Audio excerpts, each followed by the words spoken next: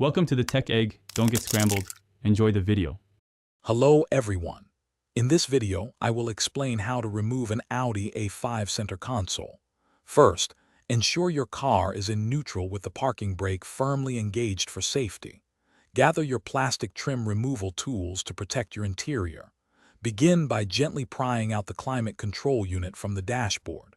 Once it's loose, carefully disconnect the two wire harnesses located on its backside. This initial step sets the foundation for a smooth removal process. Next, we'll tackle the gear shift area. Using a plastic pry tool, carefully unclip the trim surrounding the gear shifter. Be gentle to avoid scratching surfaces. Once the trim is loose, disconnect any electrical connectors underneath it. Then, open the ashtray and remove the two 8mm bolts you'll find on either side. After removing these, you can lift and pull the ashtray assembly towards you, setting it safely to one side. Moving to the rear of the console, raise the armrest.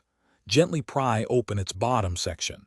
This will expose two Torx T25 screws. Remove these screws to detach the armrest.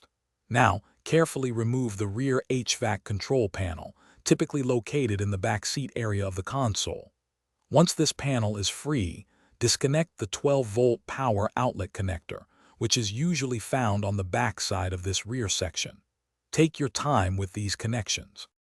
For the final step, locate and remove the four 12mm silver bolts that secure the console to the floor, usually found in the four corners. Double-check that all electrical connectors, including any remaining harnesses, are completely detached. With everything unfastened, gently lift the entire center console, pulling it towards the rear of the car. As you remove it, ensure the seatbelt stalks are clear and not caught, which can cause issues during reassembly. You've successfully removed it. Thanks for watching. Consider subscribing if I helped unscramble your problems.